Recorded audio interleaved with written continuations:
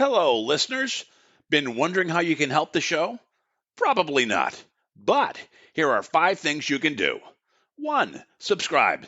Support the show by clicking the subscription link in the show notes. 2. Review on iTunes, on our website, www.afraidofnothingpodcast.com, or on whatever app you listen to. 3. Donate. When you go to our website, click the cute coffee cup icon. Or in the show notes, click the subscription link.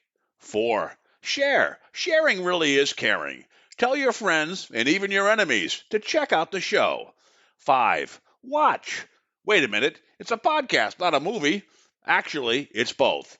Check the show notes to find out where to watch the documentary. You can also rent it on Prime Video. That's it. Oh, one last thing.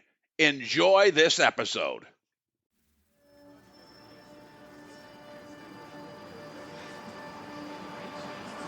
In a world where nothing is known, nothing is certain, reality is not real.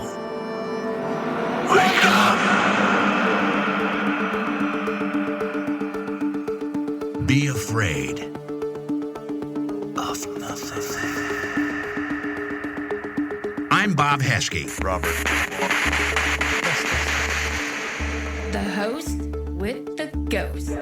This is my podcast, based on my paranormal documentary, Afraid of Nothing. Each episode, we talk to people who see life and the afterlife through a different lens. Join me. Who is this large man? And what's he doing in our bedroom? As we lift the veil and open our minds to see beyond our eyes lie. This is Afraid of Nothing.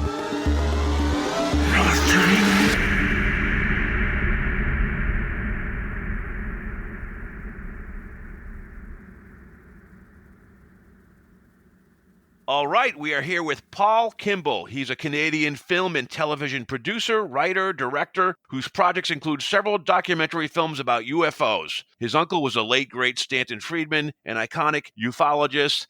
Welcome to the show, Paul Kimball. Hey, thanks for having me on. Good to be here.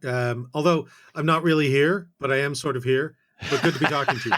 That's like the regardless existential question, right? Paul, you've done a lot of great stuff. A lot of your documentaries have dealt with the paranormal, including UFOs, ghosts, and cryptids. You mind telling our audience about some of your favorite ones that you've worked on over the past 15, 20 years? Sure. I was introduced once by the head of the film funding agency here in Nova Scotia to a federal cabinet minister as the UFO filmmaker, which I thought was most amusing because I knew the guy, first of all. So he knew I did other work. So I've done documentaries about everything from pro wrestling to jazz music to classical music. I did a television series up here for Bravo about classical music for 2 years back in 2004 and 2005. But the ones that everybody seems to remember me for from at least my early career, from 2000 till 2009, I did 5 films loosely about the UFO phenomenon. A biography of Stanton Friedman was my first one. Then a follow-up called Do You Believe in Magic, which was about Stan and the Majestic 12 documents. Fields of Fear, which is a documentary about a Canadian cattle mutilation investigator, the late Fern Belzil from Alberta. Did another one called Aztec 1948, where I'm at least partly responsible for resurrecting the Aztec hoax after it being dead for about 30 years. And my last one was Best Evidence Top 10 UFO Cases. I did that in 2008, I think, for Space, which is sort of Canada's equivalent to the Sci-Fi Channel. I think it's actually called Sci-Fi now in Canada. Since then, I haven't actually done anything on UFOs. I sort of moved into ghost investigating, at least in the paranormal sense after that. Did a television series for one season here in Canada called Ghost Cases in 2009, and then returned to it in 2017 with another television series called Haunted, which we just wrapped up filming our 5th season on. So I'm in post-production on the 5th season now. It's been renewed for 3 more seasons. I've left the on-air investigating behind, so I finished my time this season. I sort of wrapped my little career up and turned the directing and the on-air investigating over to others. But I'm still involved as a producer and a writer and in charge of post-production, so I'm still involved in it. So yeah, that's kind of the paranormal stuff, film-wise or documentary-wise, that I've done. And I've done 5 feature films too, all of which one way or another kind of have a bit of a paranormal or supernatural theme. Usually, though, dealing with questions of faith and belief and our relationship to God and stuff like that. But still, that's a supernatural thing. So yeah, it runs throughout my work, I guess, no matter where you look. So you have this interest in the paranormal. Mm-hmm. A lot of people that have been guests on my show, they're clairvoyant or they're psychic or they have some type of third eye ability, right? When I made my documentary, I had none of that. I felt like I was on the outside looking in, so I wanted to talk to a bunch of people to kind of find out what I was missing. What is it with you? Have you ever had any paranormal experiences as a child or seen a UFO, or have you just had a curiosity and you wanted to kind of solve it? Never saw a UFO, at least not as far as I know. Never really, that I can recall, had a paranormal experience as a child. I think all kids feel different things. So I'm always pretty leery of child witnesses to begin with, not because they're inherently dishonest, but because I remember being a kid too. They have very active imaginations, and sometimes it can be tough to find out where the truth is in that. But yeah, nothing really that stands out, more an intellectual curiosity, really. Stan Friedman was my uncle, married into my family when I was about 10, probably 9 or 10. So I grew up knowing Stan pretty well and going to some of his lectures and certainly seeing him at family reunions and all that sort of thing. And I'd have to give Stan credit, I guess, for being the one who stimulated an interest in the paranormal beyond what I think my entire generation had. So if you grew up in the 1970s like I did, you grew up with Star Wars and Star Trek and Battlestar Galactica, the old one, not the new one, and Space 1999 and Doctor Who and all that sort of stuff. So science fiction, the idea of alien life, extraterrestrial life, at least as one facet of what the other could be, is something that's embedded in our culture. It was before that, but it really took off in the late 60s in through the 70s in a popular pop culture kind of way. And then the X-Files, of course, and everything that came on after it. So the combination probably of knowing Stan since I was a child and also growing up in that pop culture milieu. But I mean, my dad was a judge for, 35 years, I guess, still alive. But I remember when my dad had Eric von Daniken's books, not all of them, but a couple of them, Chariots of the Gods, I think. And I just think his generation grew up reading books about flying saucers and ancient astronauts and everything too. It didn't mean you believed in it, but it was something that was a curiosity.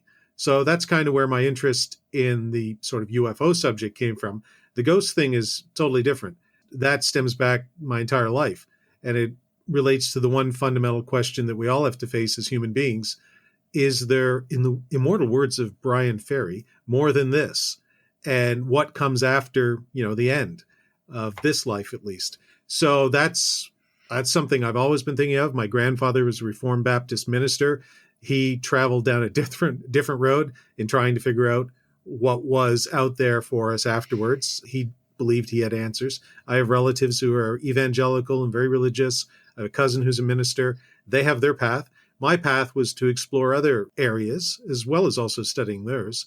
So when I did my graduate studies, my research was on 18th and 19th century evangelical New Light Baptist religions in the maritime provinces of Nova Scotia. So my historical studies were related to that. Ghost hunting, at least for me, is not a big leap from studying religious trends, religious groups, religious affiliations, and religious philosophy and theories. So that's sort of where that interest came from, I suppose. Now, if you don't mind, I don't know to speak for Stanton Friedman, but was he beyond UFOs? You ever talk to him about ghosts and cryptids? And was he a believer in that? Or was he kind of, I need proof to believe in Bigfoot and all this stuff? Never talked to him about Bigfoot that I can recall, although he went to an awful lot of conferences in his life.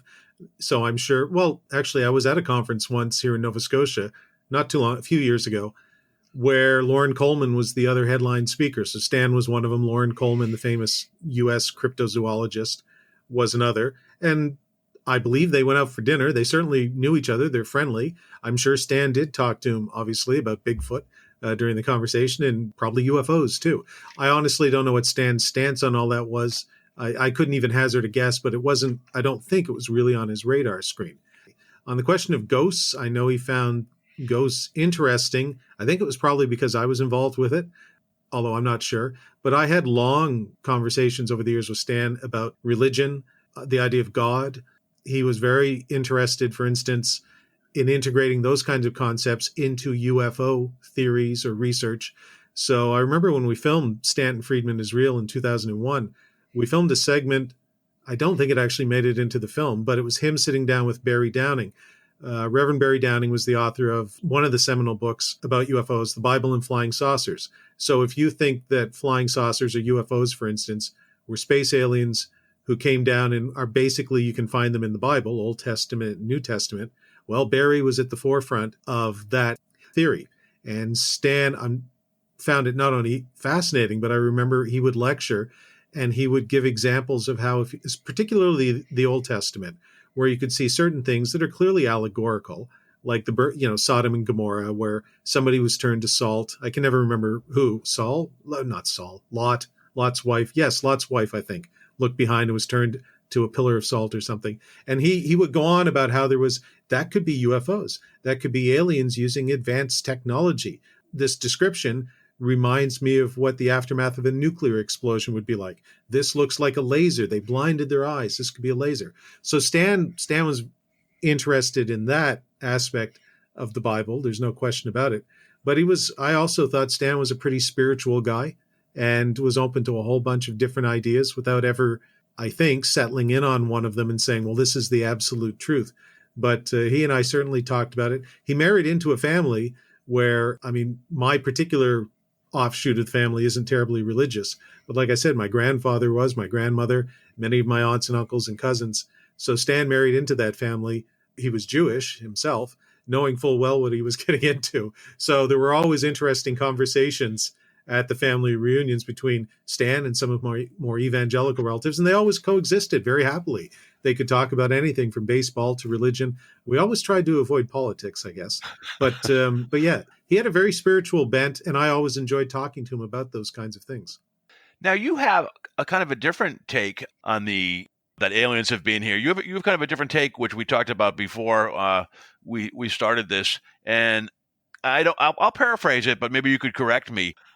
I think your hypothesis about the paranormal is that you suggest that paranormal could be an advanced non-human intelligence pulling things out of our minds and then representing it back to us in ways that we can understand. There's kind of the thought that this is why paranormal tales have changed through times, because it's presented depending on who the audience that they're serving the information up to. Is that accurate?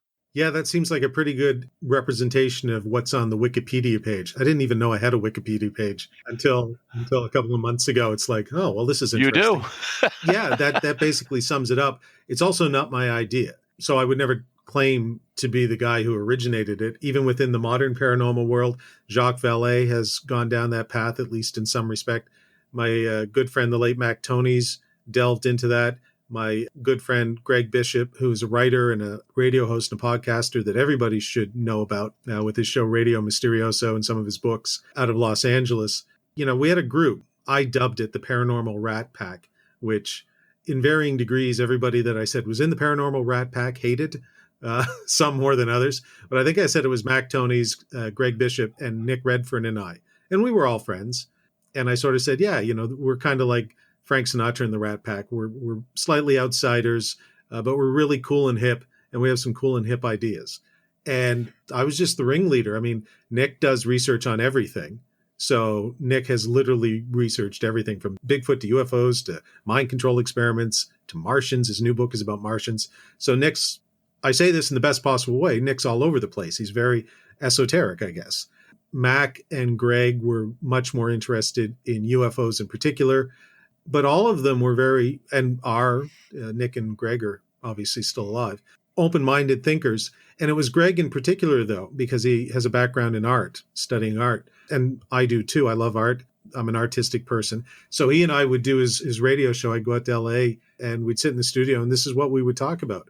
And the idea that I think, and I don't want to misrepresent Greg, but I think he would refer to it as a paranormal art project, where, again, they're taking these images, they're interacting with us. So it is an act of artistic co-creation, if you will.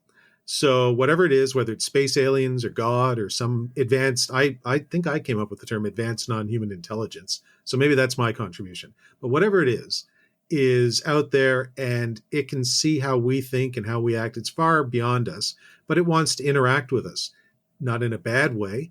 We all have different ideas about why, but I tend to think in a way to try and make us aware of our own surroundings, to make us aware of something greater than ourselves out there without forcing it down our throats. So consider it the prime directive of whatever we're dealing with. They can't directly interfere. They don't want to, but we're like children to them, and they want to perhaps move us along. Or my friend Mac would say, we're like cats, and they're like people with laser pointers. Mac loved this example. And so both of them co-create what is in essence a little play. If you've ever watched a guy point a laser pointer and let the cat go crazy. Yep. And they each get different things from it. So the guy that would point the laser pointer, in this case Mac, but I've done it. I know most of my friends who have cats have done it. You get amusement from watching the cat try and catch the laser, and you know the cat can never catch it because you know what it is. And you know that this is just something you're projecting, and this amuses you to do it. But it does no harm to the cat. In fact, if you're the cat, and while I can't think like a cat, who can? The cats never sort of go, screw you, buddy. We want nothing to do with this. This is terrible. You're a horrible, horrible torturer. The cats love it. They go crazy. They're like, meow, trying to catch this thing because for them it's exercise, it's stimulating, and it's, I guess, in a cat sense, a mystery. And it's one that they'll never be able to solve, probably, unless they get smarter.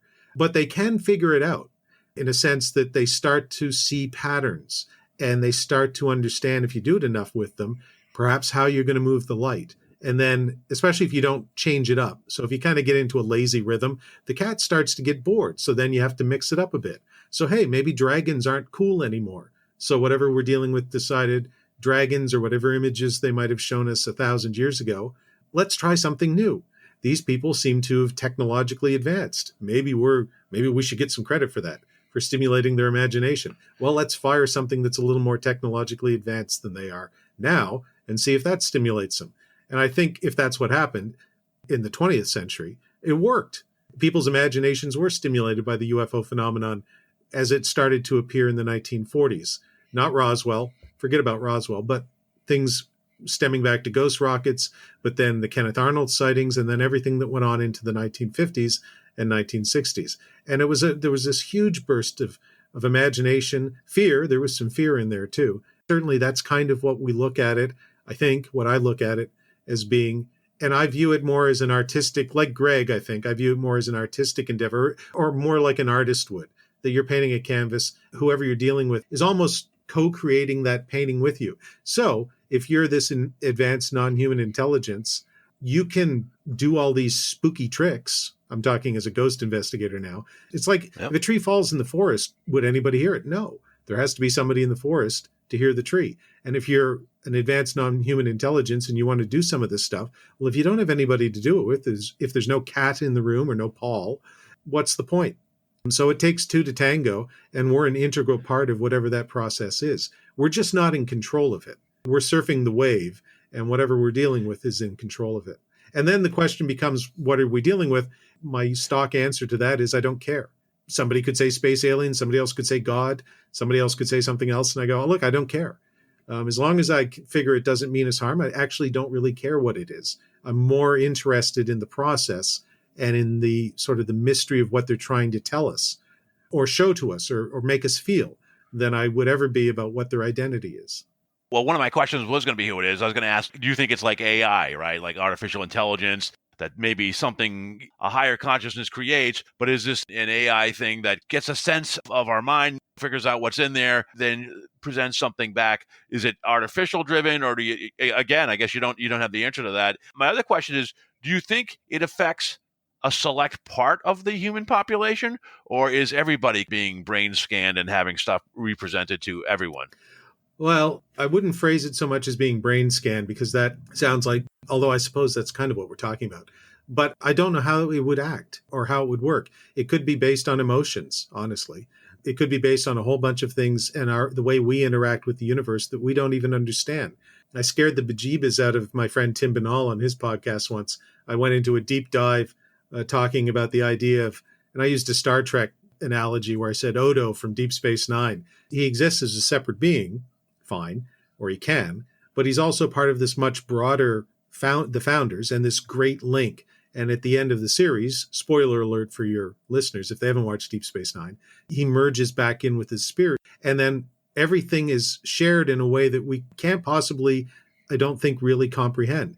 And Tim was like, I don't want to share everything. I said, well, I kind of think that's what life after death is like, Tim. We sort of go to the great cosmic library in the sky. We don't lose our sense of self, but we do. And we become part of something broader. So maybe some small aspect of who Paul Kimball is remains, but the knowledge that I accumulate, the experiences that I accumulate, become part of the collective. And I can now experience and share what other people have experienced and shared throughout all of human history, maybe throughout all of non-human history, maybe on the planet Xenon 24, maybe they're part of it too, I don't know. I kind of think if I have to turn my mind to what heaven would be like if there is an afterlife, that's what it would be like. And if I turn my mind to what hell would be like if there is an afterlife, then it would be the absence of any of that. That hell would be sort of a void of all of that knowledge and experience. You wouldn't be allowed to share in that. You would be cast out, still perhaps aware, perhaps still you, so maybe it's still Paul Kimball, but I'd be forced to exist in the void. I might even be able to look. Maybe there's a film called The Rapture. I think it was Mimi Rogers and David Duchovny many years ago, and I quite like it. And Mimi Rogers' character rebels against God in the end because her child had died and other terrible things happen. And then the rapture comes, like the end days, the horns blow and everything. There's a scene where there's this shining city off in the distance. This is clearly heaven. And I believe her husband and her child is there. They're all going to go. And she refuses, I think it's a boat. It's been years since I've seen it, but she refuses to get in the boat and sail over to heaven. She will stay in the void. She rejects God because of the pain and torment that he put her through, even though now all of that is going to be taken away and she'll be reunited with her loved ones and get to share everything. And I thought, that's actually pretty interesting. First of all, the pain and torment that you go through is part of your experience, for good and bad. And if you actually reach the point where I get to get in the boat and go and say, I can share everything, maybe you have to share the pain and torment of all sorts of other people too, throughout all of history. And that could be a very daunting, like all of human history, to give you an awareness of who we are as a species. Like you can go on for hours and hours and hours and hours.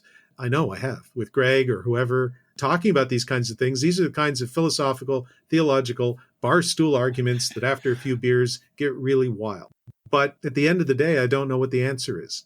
All I know is that my theory, I guess, and I've seen enough now, not through UFOs, although I've certainly talked to people who have seen things, but through my ghost investigating, and I use ghosts in quotation marks. I'd even say my investigation of places where weird things happen, let's put it like that, to convince me that there is something out there that we're dealing with that we don't understand. It understands us. And it's trying to show us things. And so the end result is doing the ghost hunting shows, again, ghosts in quotation marks, I've gone through the range of emotions from scared out of my mind to laughing my head off to, wow, that's just so weird. I'm going to go back to the hotel room and spend the rest of the night not worried about a ghost in my corner, but just thinking about the universe. Like, what the heck are we dealing with here? And that's been a really cool ride. For me, it's probably been the most fun I've had in my entire career. So yeah, that is the longest winded answer I'll ever get to what was a pretty simple question. No, it actually wasn't too simple, but I think you covered a lot. Does it impact some of us or does it impact all of us? My answer is it can impact any of us. Here's my last analogy. It's like going to if you want to go see a movie, at least until things changed. If you wanted to go see a movie, you had to buy a ticket and go into the theater. You had to go to a place, buy a ticket. You had to make a conscious effort to want to go see Star Wars or whatever the movie is you're going to go see. I think the paranormal is the same way. You have to buy a ticket. You have to make a conscious effort to say, I want to have this experience. So maybe that means going to a place that's allegedly haunted. Maybe that means sitting out in the desert looking for UFOs, whatever it is. I want to have this experience. If you don't do that, I don't think you're going to have that experience. I think you have to be open to it. I do think you can get glimpses of it, even if you're not looking for it. And I think that's what we call things like synchronicity and deja vu. when those things pop up, I think that's something out there saying you might want to ask whether you want to see more. And if you do, we'll show you. But if you don't, well, we might keep dropping hints, but you might not know what they are.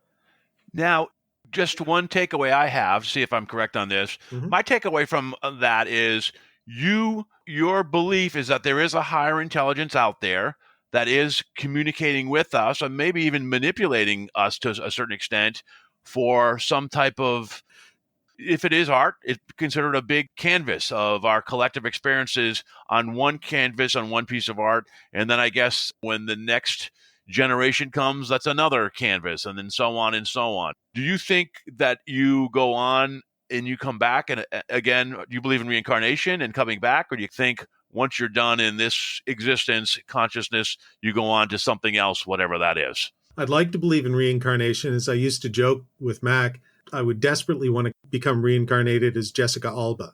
That just, I'd just like to see the other side of the coin, as it were. And then I'd like to come back. I'm just a big Jessica Alba fan. And then I'd like to come back as a snail. Maybe I've already been a snail. I don't know. But, check off the things that I haven't done. There's so many things. Reincarnate me as a leaf.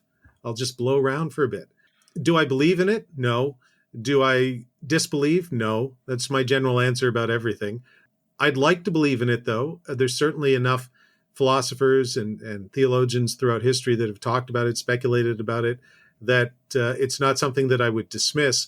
Indeed, perhaps if you believe in that idea of accumulating knowledge, we're sent out. This is how I would square it with reincarnation. We're sent out repeatedly into different lives to get different experiences. So maybe in a past life, I don't know, I could just pick something bad because I've had a pretty good life. So let's assume I was part of something bad. In a past life, maybe I was a mass murderer. There you go. Yeah. I hope not. But the whole gamut of human experience. You lived through the Second World War. You could have been anything from an SS concentration camp guard to a Holocaust survivor to a soldier fighting, for the French army. Anything. Who knows? I don't know. Or you could have been living in a part of the world like maybe Uruguay, where all they really did was read and hear about it. You would have experienced it, all the different possible experiences. If you're one of those things, maybe everybody else was different things. And then you show up in the next life and you get to do different things again. I would like to think that's what reincarnation is. If you talk to people who claim to be reincarnated, especially the celebrity ones, you're always talking to somebody who was either Napoleon or Caesar or Valentino or somebody famous. Yeah, the odds are against that. Even if you wanted to be evil, really the odds are there's only one reincarnated Hitler. So if you're assuming you were evil at that time, there's only one. And then there's everybody else that would have been, under him kind of thing.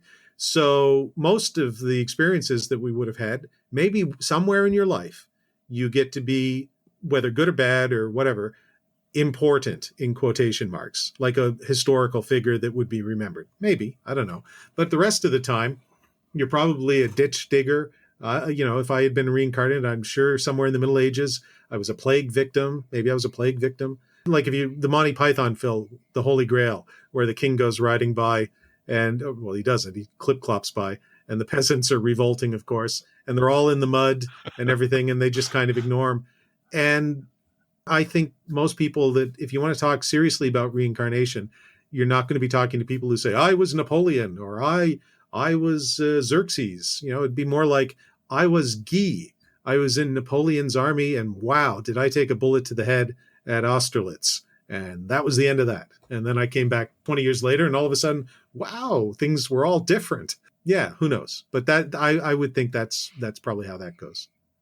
Yeah, I think the thing that blows my mind, and you talked about what are the odds? What are the odds that would be here now at this point in time, in all of humanity, in all of time, that we're here at this point? And quite frankly, I mean, I agree with you. This has been a pretty good life. I mean, there's a lot of bad vibes going around with the pandemic and civil unrest and all that. But really, a lot of us, if we're in the Western Hemisphere, have probably lived a richer life than probably some kings several centuries ago, with all the luxuries and the unfettered supply of food and all the conveniences that we have. So, yeah, if this is a life lesson, I wonder if we're near the end of it, because this is a richer time than any time in history, even though there's so much chaos and unrest and people really being unhappy with the way things are. So it's weird.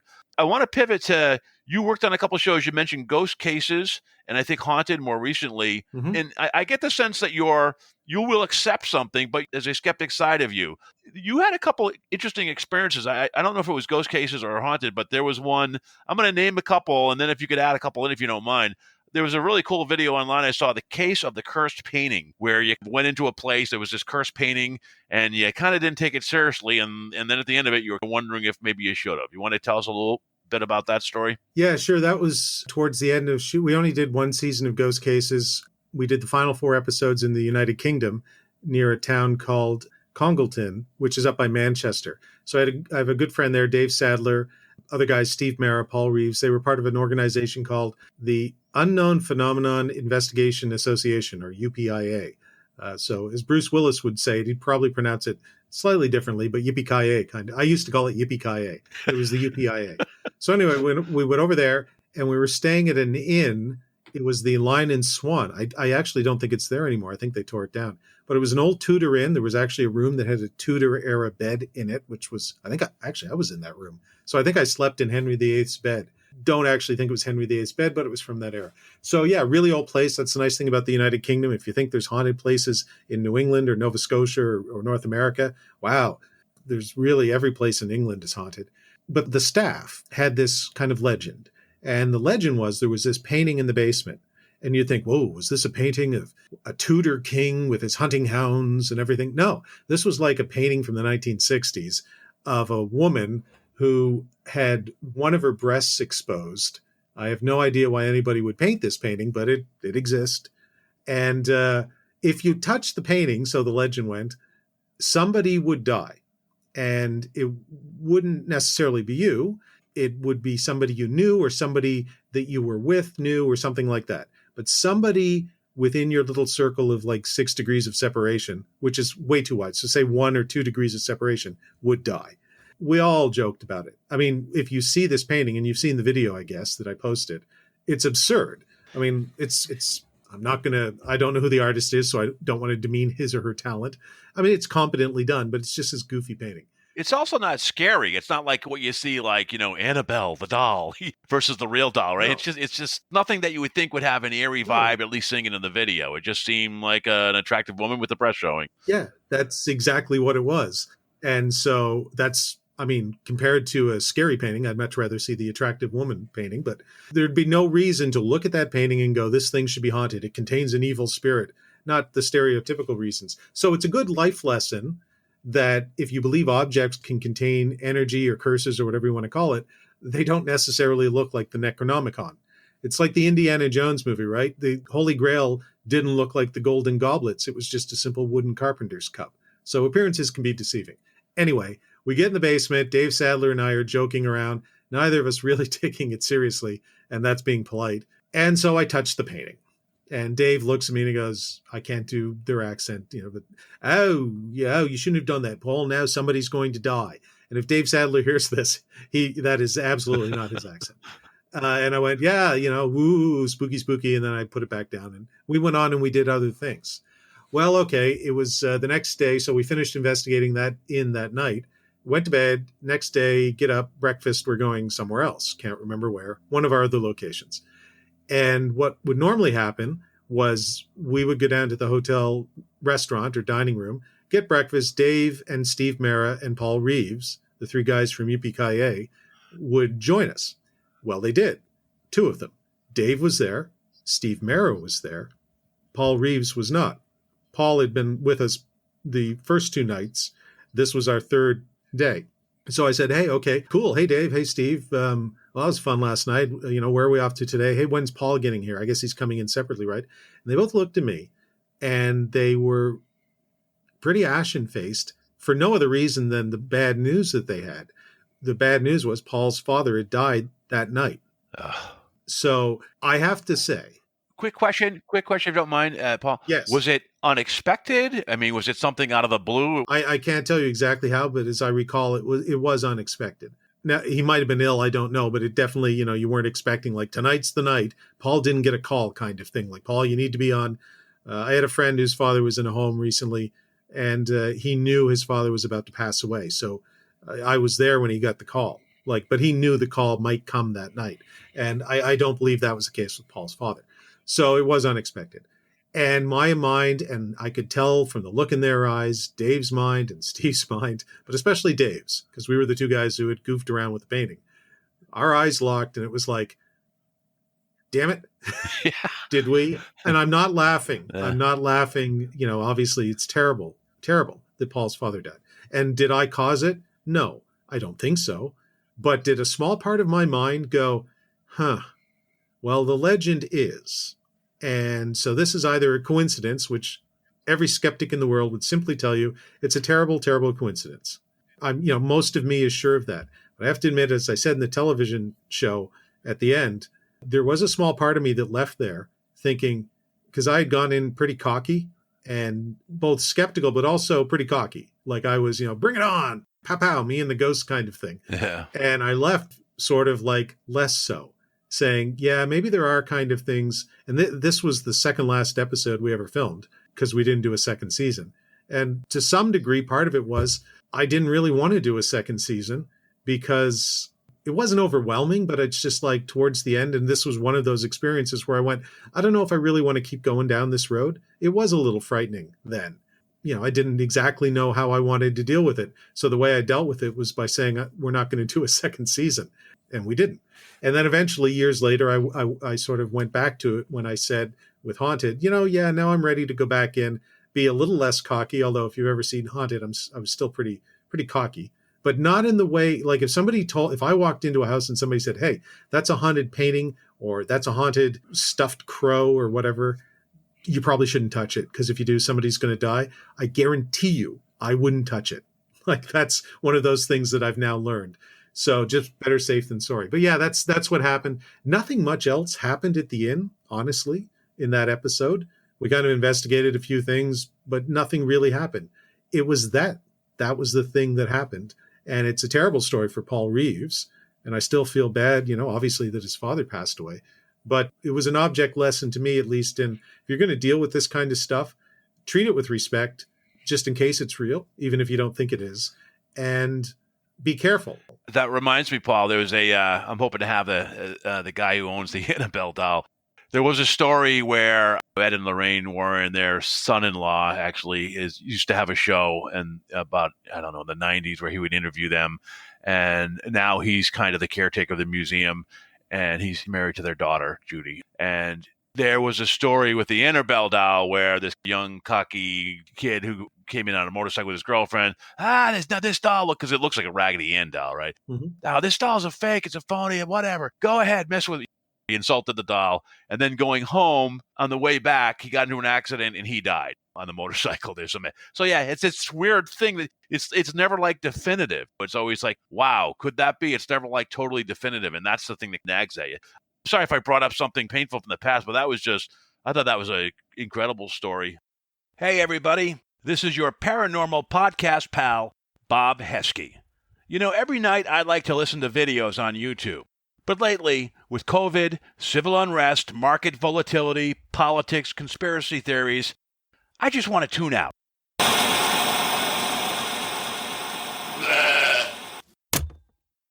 That's why I like Audible. What's Audible, you say? Audible is the leading provider of spoken word entertainment and audio books, including some great horror and paranormal titles like A Head Full of Ghosts by Paul Tremblay, If It Bleeds by Stephen King, and The Boatman's Daughter by Andy Davidson. This place is cursed. Each month, members get 1 credit to pick any title, plus 2 Audible originals from a monthly selection, access to daily news digests if you actually want to hear the news, as well as guided meditation programs. Hey, we all need a little Zen now and again. And Audible is oh so easy. You can download titles and listen offline, anytime, anywhere, on any device. The app is free and can be installed in your smartphone or tablet. You can even listen across devices without losing your spot. How cool is that? If you can't decide what to listen to, no problem. You can keep your credits for up to a year and binge on your favorite series later on. So, here's the rub. The Afraid of Nothing podcast is stoked to partner with the audio bookworms at Audible to offer you a free 30-day trial membership. Just follow the link in the show notes, audibletrial.com/AON podcast. Puedes repetir eso, por favor. That's audibletrial.com/AON, all caps, podcast, lowercase. Full disclosure, I get a commission for everyone who signs up using that URL. But you get to try it for 30 days without a commitment. Using our custom URL doesn't cost you a penny and helps out the show if you do sign up. Nothing scary about that. So escape reality and pick up a book, an audiobook, and listen to what's out there. Go to audibletrial.com/AON podcast after listening to the show. There's another one, too, which I saw, which I think you just said you went back to, the St. Charlotte County Jail. You mind telling us about that one? Sure. The old jail, it's in Charlotte County, New Brunswick, up here in Canada, which is right on the main border. It's a town called St. Andrews. So you can look across the harbor and, hey, there's Maine. And now you can look across the harbor and wave at Americans and go, hey, you're not allowed in. So true. And, to be fair, they wave at us and go, you're not allowed in either, but please, will you take us? At the moment, the safest place on earth is maritime provinces in Canada. There's no cases in Nova Scotia. There's none, I think, in New Brunswick or PEI. We've bubbled. So we can travel within the 3 provinces, but folks come in here from other parts of Canada. They have to quarantine for 14 days. And you can't come in here from the United States unless you're here on business, like truck drivers and stuff like that.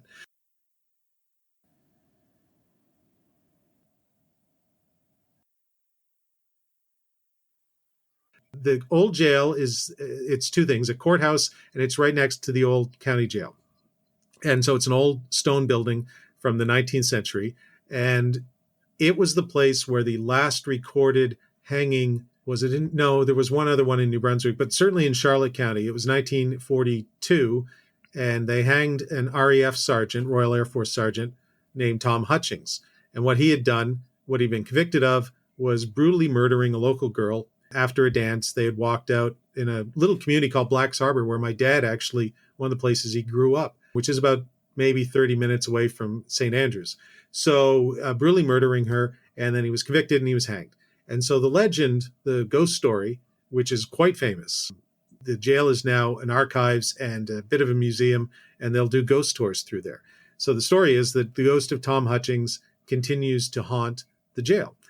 And you can sit in his cell. What they did, this is really creepy. His cell was at the end. It's not a big jail. It's just like a row of 8 cells. His was at the very end. They built the gallows outside because, they didn't hang people on a regular basis. So they specifically built the gallows for him outside his cell.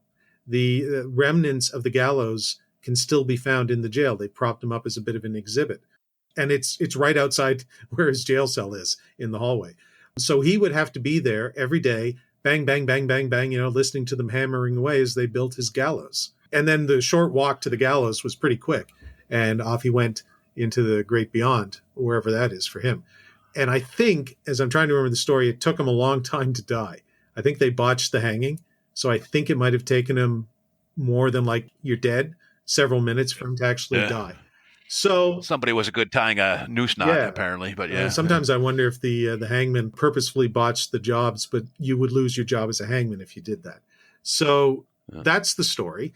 11 years ago, when we were doing ghost cases, Holly Stevens and I went there, and we sat in that jail cell. And this was the first investigation we had ever done. And the particular experiences, I remember it as if it was yesterday. So Holly, we sat on his bed, which is just a wooden board now. I was on the left, Holly was on the right. The room was pitch dark. There was not even any illumination coming from the camera because it was a... One thing to add quick, though, Paul, you had a prop, right? Didn't you bring a prop? Yes. So, yes, okay. I'll get to Nusi in a sec. So we're sitting there. There's no illumination, and they closed the door, and so we're kind of locked in there. And out in the hallway, it's not the noose that hanged Tom Hutchings, but they have a noose that this is what it would have looked like. And so I pulled it, I called it Nusi, and I stuck it around my neck. Loosely, there was, even if Holly had yanked it, she wasn't going to kill me. It was very loose, but I stuck it around my neck. And it was really cold in there. We filmed that in February, and so it was cold anyway. So we had established what a baseline, because it wasn't heated, what the baseline cold was. Here's what cold feels like in here. And we knew it pretty well. So we sit down, Holly's on my right. All she has is an EMF meter, one of those little things, a K2, where it'll spike and go bloop. The lights will light up if there's some, and you can use them to find faults in your wiring in your house. If you hold it up to your wall and it starts going crazy, you should probably call an electrician, kind of thing. But you can also use it to rule out areas of allegedly haunted places where there might be a lot of EMF and that might impinge on your ability. You might start seeing things or whatever. So there we are. That's it. And we were just talking. It was weird. It was definitely creepy, but we were very new to this. And then all at once, basically within 1 or 2 seconds of each other, but it happening at the same time. It's what Jacques Vallée would call a high strangeness case, where two people can experience something at the same time in the same place, but experience something that's completely different. I love those cases. They're really weird. Say a UFO case like that. So what Holly experiences is she sees a darker than dark. So the place is dark, but imagine it gets even darker in the form of a figure moving in front of her. I don't see this. She also sees, and I can't see the EMF meter, the K2, it goes bloop, it lights up like a Christmas tree as that happens. So that's what she's experiencing. And I never know whether I'm on a PG show, an R-rated show. So I'll just say she says shoot. That's not what came out of her mouth, but something like that. Yeah. Thank you. And I thought what she was referring to was what I was, because I said shoot too, or something like it. Because on the camera, you can see my neck. If I'm looking straight ahead, my chin dips down into my chest. And what I experienced was, and the way I've described it over the years, is being strangled by cold, like an icy cold hand wrapping around my throat. Now, that's not 100% accurate, but it's the best way that I can sort of verbalize it. So I experienced that at the same time she sees this. I don't see the shadow person, partly I think because my head is going down. She doesn't experience any extra cold at all. So then we exchange notes. I went, hey, did you get hit with like unearthly hellish cold around your neck? And she's, no, did you see the shadow person that walked right in front of us? No. Okay. Oops. So I think we stuck it out for about another 4 minutes. And then we said, let us out, and we said, that's it. We're done. And I think that's more or less how the episode ended. That was our first experience. Sorry, second. We had done one other place before that, and we didn't use it for some reason. I can't remember why. I think there was a technical problem with the footage. So that was our second investigation, the first one where anything really happened. And it was like, blah. So I went up to the folks who run the place, and I said, yeah, you're haunted. Bye. Like, you're definitely haunted. It's not good. My first experience has been a bad one. See you later. And that was it. We were also there investigating the next night. We had to go investigate the Algonquin Inn where we were staying, also in St. Andrews, because it's allegedly very haunted too. There's a particular room there that's supposedly super haunted, and we had weird stuff happen. So it was a very weird trip. And that, it's sort of like Tom Hutchings, this guy, this murderer, had then became a running theme a little bit through ghost cases, but certainly when I went back at it in 2017 with Haunted, for 5 years, well, not 5 years, but 5 seasons, 3 years, he was the big bad. Like, I would get hit with cold a lot. Our director of photography, a young guy named Dylan Garland, good friend of mine, was just going to be the guy who shot the show. Eventually, all of our crew members became cast members because stuff started happening to them. And in Dylan's case, the first thing that started happening to him was he stood next to me and he got hit by a blast of unearthly cold. And that became something that happened to him on the regular too.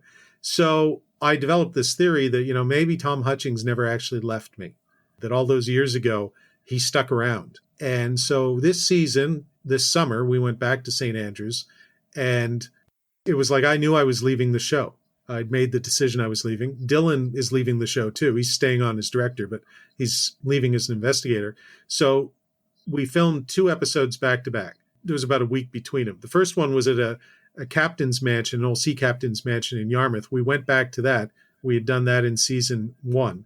And we call it the Demon House because Dylan had some truly frightening experiences. It was where he first really became a true cast member. And he had a demonic presence manifest itself in the room that he was staying in because we were all staying in the house. It's an Airbnb. So we said, look, Dylan, let's go to these 2 places and we'll put a period on it for us. You confront your thing at the Demon House in Yarmouth, which we did. And at the end of that, he was like, yeah, I think I'm happy with how I've wrapped my journey up. And I said, cool. Now we're going to St. Andrews, and I'm going to have it out with Tom Hutchings. And we both filmed one extra location after this. But when we did that, it was like, cool. I remember driving in. We filmed the driving in segment. And I said to Dylan, you know what? We always joke between the two of us that we're like Jedi Knights. I'm Obi-Wan. He's Anakin. Good Anakin, not bad Anakin. Or Luke. And we got sucked into this world where we spent 4 seasons fighting the forces of evil. And we had this rogues gallery of demons and bad ghosts and everything or whatever that was trailing along with us. And then he did it at the Demon House. I went back to St. Andrews. I literally had it out with Tom Hutchings. I haven't put that episode together yet, but I'm told from people who are watching the footage that I went on an epic rant where, if Tom Hutchings was following me, he probably never wants to follow me again. But, we had it out. We like a mano-a-mano kind of knockdown fight. And we both felt a lot better after those 2 things. And I said, look, whatever you are, whatever you did, you're staying here. So I drove down I hadn't done this the first time. I drove down to Black's Harbor. I visited the gravesite of the young girl that he killed. I then walked the trail. It's a highway, sort of not a highway, it's a rural road. But I walked that up to the point where he killed her. And I walked into the space where her body was found. Hadn't done that 10 or 11 years ago. Because 10 or 11 years ago, what I was doing was very much about the ghost, or whatever you want to call it, the spirit, the demon, the entity, whatever we're dealing with. And so if you assume it's Tom Hutchings, fine. And we never really thought about the victim. This time around, I said, you know what? I'm going back. And I went to Hutchings' grave too. It's not about you. It's about the person you killed. And so I'm going to bring her into the conversation too. I want to go talk to her. I want to go spend some time, if she's still there, with her, let her know how bad I feel about all this, and then tell her, look, they hanged him, but I think he might still be around. So I'm going to go back and I'm going to hang him again, kind of thing. Like, I'm here for you, not for myself this time. Did you come to that realization, Paul, by yourself, or did you talk to other people that said, hey, wait, you probably need to do some respects for the victim? Did you come up with it yourself, or did you talk to people and they kind of shined a light on that you have an attachment and you have to deal with it at the root of the problem? No, that was me. I always like to give credit where credit's due, but in this case, I didn't tell anyone else. I asked Holly. She came back as a co-host of Haunted. I asked her that night by Facebook message. I sent her a note at like 5 a.m. after we finished work. I said, hey, Holly, I'm going to go out to, because we did a 3-day investigation. So on day 2, I went out to Black's Harbor. And I said, hey, Holly, I'm going to go to Bernice Connor's grave, and I'm going to walk the route in Black's Harbor. You want to come with me? And she didn't get the message in time because I left at 11. But yeah, it was totally my idea. I just said, you know what? I feel like I got to do this. So I'm going to go do it. And I did. And then I went back that night and I just said, all right, Tom, I've talked to the woman you murdered. I also looked into his case. So I'm an historian by training. I'm a lawyer by training. I only ever practiced for 12 days. I was even, when I was in law school, I even spent 6 months with the RCMP. So technically, I was sort of a police officer, special constable. So, I know evidence. I know how to look through court files. I know how to look through that kind of stuff. And I asked the archives, I said, do you have the files from Tom Hutchings' trial? Anything at all. I'll look at anything. Turns out they do. And notes that were taken of the testimony and that, it was the 1940s. So it's not like the kind of stuff you'd find today, but still enough. And I thought, geez, I should have done this 11 years ago too. And what I discovered was that Hutchings, he had a wife back in England, a young wife and a young child. And he had a history of assaulting women. From the very time he got on the boat, he assaulted a woman on the transport over from England, because he was sent over from England to be at an Air Force base here in New Brunswick to train pilots to go back to Europe and fight. So that's the base he was stationed at. It was a base called RAF Penfield, just, 15 minutes outside Black's Harbor. Then he was brought to Halifax. He was involved in an incident here where he was picked up, I think, hitchhiking by a woman, and he assaulted her in the car. So you start to see, because there had been some doubt, we started to wonder, was Hutchings...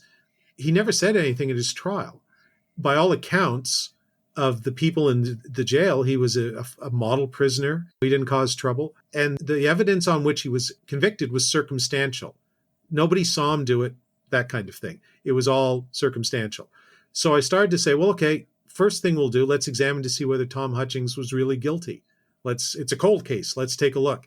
And I saw enough in the file about his past to go, which you wouldn't have brought in front of a jury, but I'm not a jury, to go, yeah, no, I think this guy this is a serial killer, as I said to the team. I said, this guy was a serial killer. This woman was his first victim, if he hadn't been caught, he would have done it again because he fits the profile of somebody who moves up the ladder from, say, a casual assault to a serious assault to murder. And there is a progression usually. And I said, we're dealing with a serial killer here. It's just he only ever killed once, but he would have killed more. So all sympathy for Tom Hutchings, gone. Now we're going to get him. And it became very much, I don't know how many other ghost shows actually like get him. I don't watch ghost shows, so I couldn't say. But we definitely did. That was, it was like our purpose here is to confront him and really let him have it and maybe make his life even worse or his afterlife even worse, because that's what he deserved. And I walked out of there thinking, yeah, I'm done. I've confronted the big bad of my journey. Everybody maybe has their own big bad. And whatever it is, I made it pretty clear, like, we're done. And you deserve what you got, finito.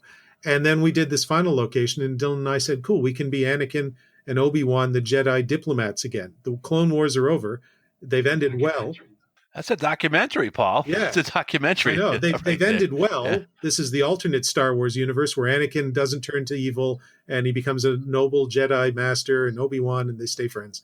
And we're just going to go back, and now this final location we went to, the SNL Railway Museum in Lewisburg, Nova Scotia, this is just going to be about whatever the spirits might be here. So it's an old railway station. It could be hundreds or thousands of people maybe there that went through it. It would come back. Who knows what we're dealing with, but we're going to do this. This is more of a diplomatic mission because we've just spent 4 years fighting a war against Tom Hutchings and your demon and whatever other rogues gallery entities we have. And we beat them, or at least we think we're happy with how that ended.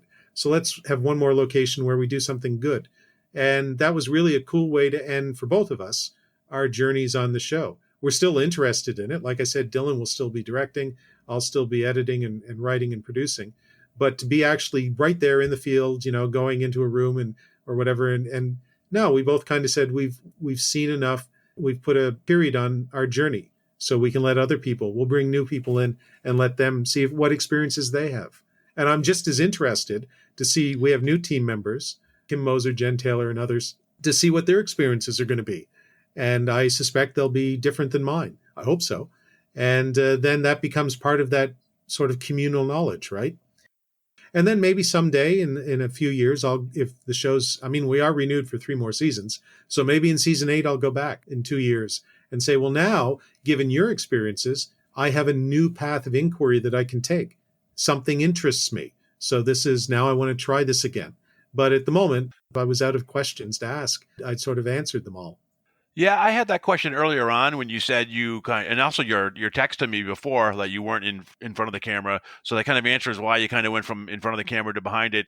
You have a new show you've been working on, Haunted. Is that the one that you're talking about that's been renewed for 3 more seasons? Yes. So okay. We just finished shooting the 5th season, and season 6 we start in November, and then 7 and 8 will be next year. We'll film those next year sometime. Did you carry on that theme of checking into the victim, like digging a little bit deeper into the history and trying to solve for the victim? Or is that just more specific to the case that you had? I always like to go into locations, honestly, sort of cold. So I kind of knew the broad story, I guess. But we really did get sucked into sort of a vortex of, I think things were, and other folks, I have an Anglican minister friend of mine who's very interested in ghosts, actually. And he said, I think you take things with you to these locations. So there might be real entities in wherever you're going, but you already have a traveling band coming with you. So it's interesting to see how they interact. The St. Andrews, that was the second last location that we did. The last one was the Railway Museum. So that's the only one that I really had a chance to follow through on. Well, maybe we should look into some of the stories. So I did. We really dug deeper into the stories that people were telling us about what was going on at that location. My mantra to Dylan and the other team members was, this is all about this location. This isn't about what any of us have experienced at other locations. We're going to focus our entire investigation now solely on this one. I said, we're not even going to mention Tom Hutchings' name. I'm not going to mention that. You're not going to talk about this. You're not going to talk, Holly, about this thing that happened 2 years ago. We're just going to do a straight up investigation because that's what we all get into it for.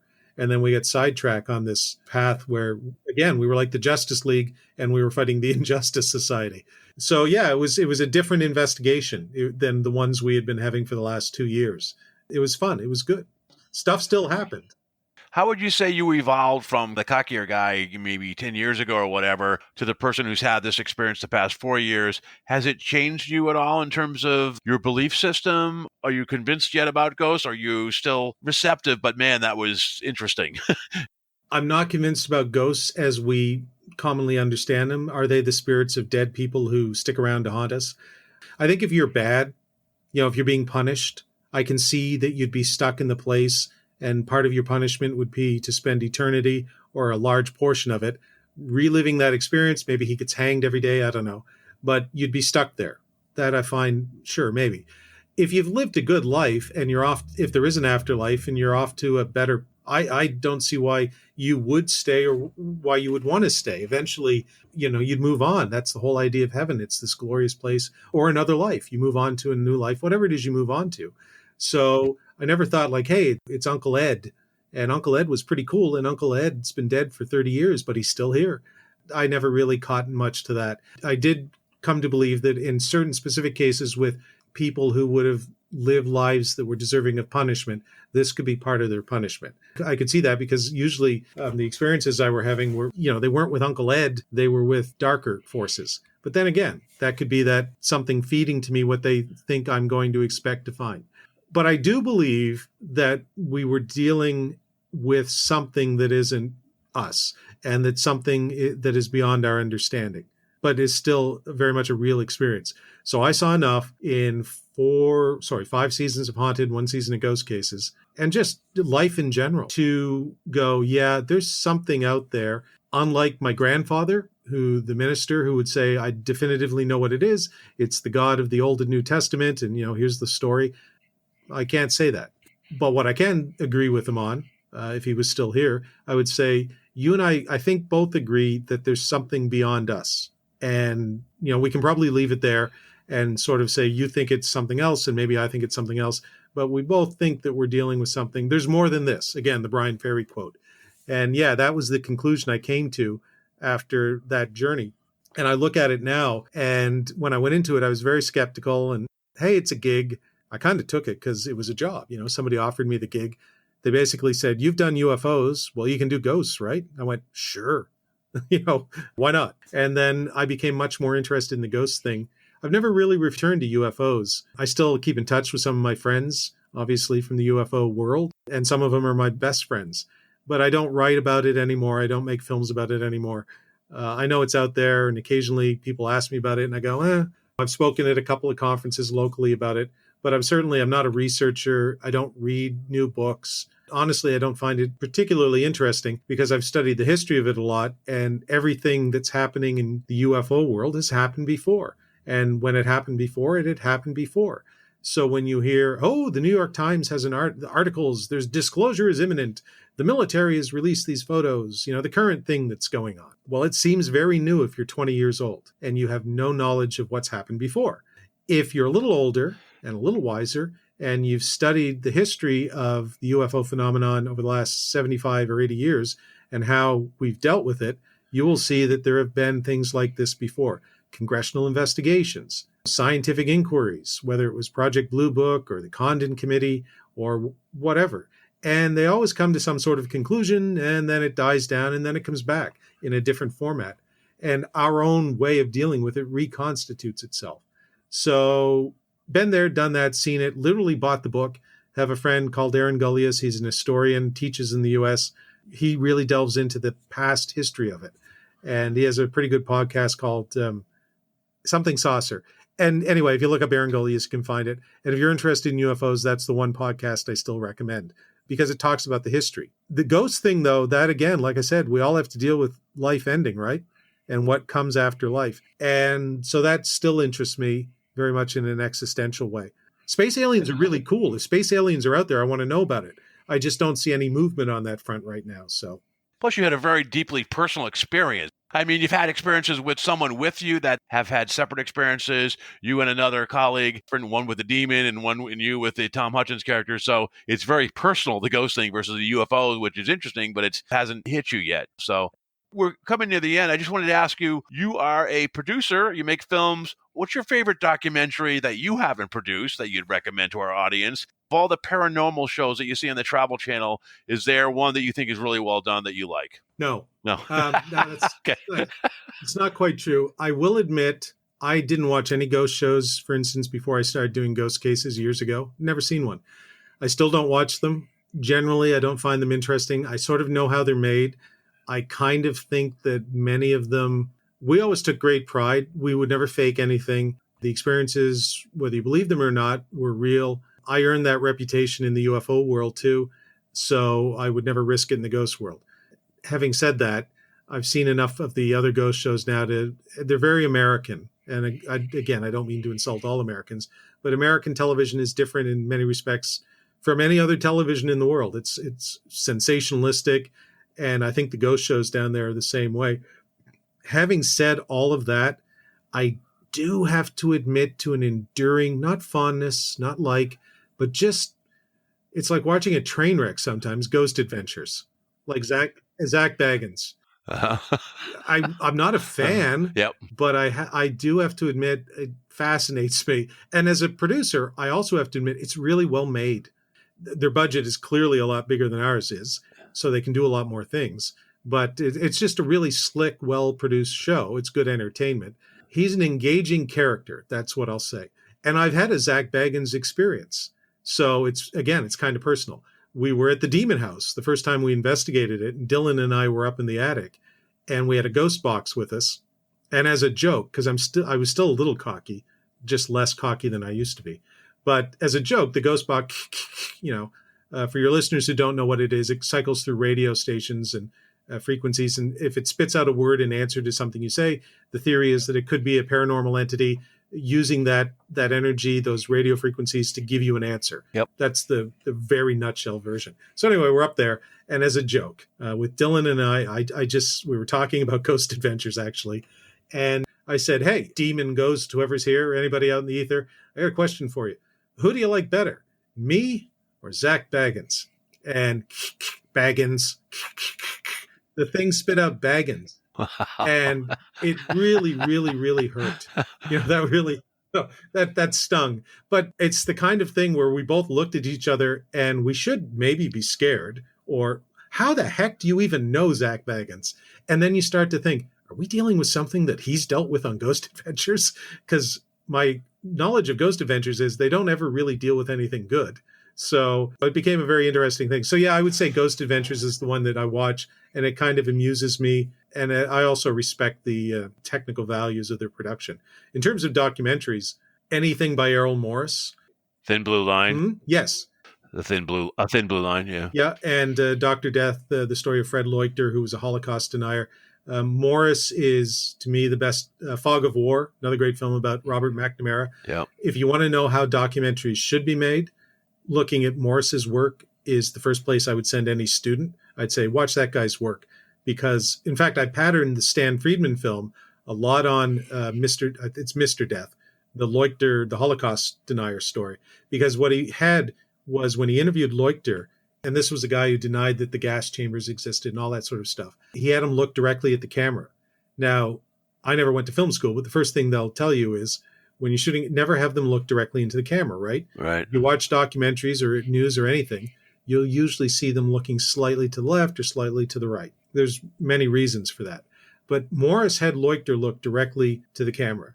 And as Leuchter's story fell apart, it really allowed you to delve into how this guy was creating a narrative for himself that just didn't hold up, and the lengths to which he would go to try and make that work. And you can see that in his face.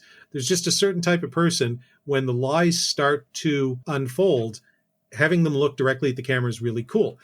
I also thought, it's, leaving aside the lying part, it's also, if you want to get somebody and make them the center of attention of a film and really focus in on their story, even if they're telling the truth, it's a cool tool. So I used it when I did the Stan Friedman documentary. When we did the interview with Stan, we did 17 hours of interviews, which my Aunt Marilyn, I don't think, has still ever forgiven me for, in the basement of Stan's house in his office. And for 17 hours over 2 days, we were just looking directly, like the camera was just looking straight down the lens, straight at Stan. And it's a sign of how much a professional Stan was. And that is not a pejorative when I use it. The guy was a pro at communicating, at entertaining. He understood television. He never once wavered. Like he just would talk to the lens, and he got it. And so I've seen lots of documentaries with Stan. I've used him in other ones. I'd never shot him the same way again, because they were more traditional. But this was so personal. It was his story being woven in. So everybody else who's interviewed in that film, like Kevin Randle, the late Carl Flock, they're shot in the traditional way. They're at angles and stuff. Stan is always looking directly into the camera. And I still look at that film. I don't know if it's the best film I ever made. I think it is. It's my favorite film, partly because Stan was dear to me, but partly because of the way I shot it. And I think it's the one, he did so many interviews, radio, podcast, television. This is an ego talking. I think it's the one time, because of who he was talking to and how we filmed it, where the real Stan, the Stan that I knew, away from the conferences and away from the 60-second sound bites on Nightline or Bill's podcast or whatever, that Stan came through, from talking about his very early days to his career to even the final question, what do you hope your legacy is? And he sort of says, I hope I made a difference, but I'm not sure, kind of thing.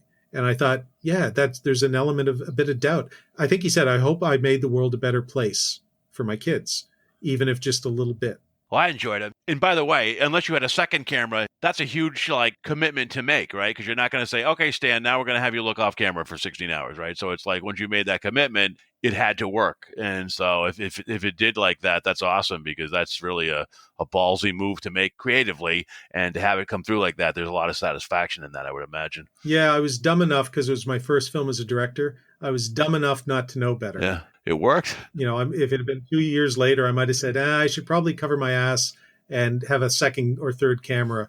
But I just went one camera, boom, straight down the barrel, Stan. And the really interesting thing is, we filmed it on 9/11. Wow. So that day when we drove up to Fredericton, I went into my wife's place of work. We have a World Trade Center here in Halifax. It's like 7 stories tall, but we call it the World Trade Center.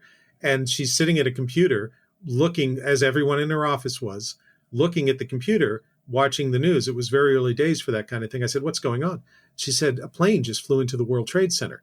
And I said, I just drove by the World Trade Center. What are you talking about? And she said, not that one, dummy, the World Trade Center. Yeah. And then the second one hit. And so we were up to Fredericton to film Stan. And there's a scene in the film, which is online. Folks can see it for free. And it's Stan. And we're talking about Stan and conspiracies and everything. It's where the film takes a darker turn into some of the stuff Stan got into. And we filmed it from outside. We went out and stood on his backyard. It was very dark. We filmed him through the window. And Stan is staring very intently at a television. And you're thinking, what is he watching? I know exactly what he was watching. He was watching CNN, because it was the coverage of that night of what had happened that morning. And so Stan, the next day, when we interviewed him, we were all very focused on, we're here to do a job. The world just changed. This is terrible. Stan, you're from that area. You grew up in New Jersey, Linden, New Jersey. We're going to have to delve into that. And yeah, it was difficult, but I think it brought a clarity to all of us that sometimes you just do your best work under trying circumstances. Obviously not trying for us. We weren't in New York, but just the emotional shock of all that. Not even knowing if maybe some of your friends had died. You didn't know. So, we sort of soldiered on through that. But Stan was really focused. So again, I think that brought something. It's probably why it's my favorite film, because it's the real Stan, unvarnished, unadulterated, and human. The kind of human Stan you wouldn't see in a 90-minute lecture. You have to tell us, what is the name of that documentary again, and where can people see it? The actual name is Stanton T. Friedman is Real. So I think it's Stanton Friedman is Real. The best place to go, though, would be our company website.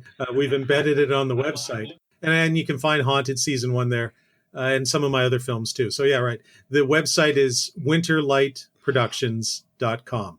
So all one word, winterlight, L-I-G-H-T, productions.com. Definitely the Stan Friedman films there. I think the MJ-12 film, I think Best Evidence, Top 10 UFO Cases is up there. And we do need to refresh it a bit with newer material. But I do think Haunted Season 1 is you can find that there, too. Well, excellent. Well, thank you so much for your time, Paul. I really appreciate it. Hope you still have some great ghost encounters in the future. Yeah, I wish I had some pithy catchphrase to end with, but I don't. So stay safe is a pretty good one for 2020. All the best to you and yours and everybody down in the U.S., and I hope we're all safe and we can talk about this again next year.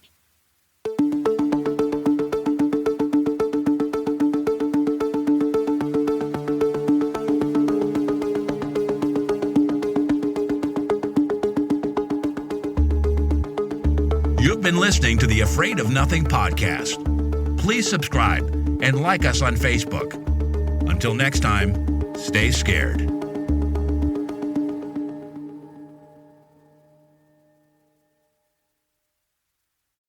Hey, you're still here?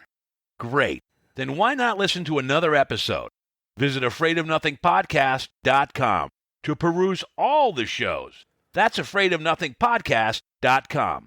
And while you're there, click the coffee cup icon to buy me a coffee and leave a review. I'll give you a shout out in an upcoming episode. And the world will know how swell you are.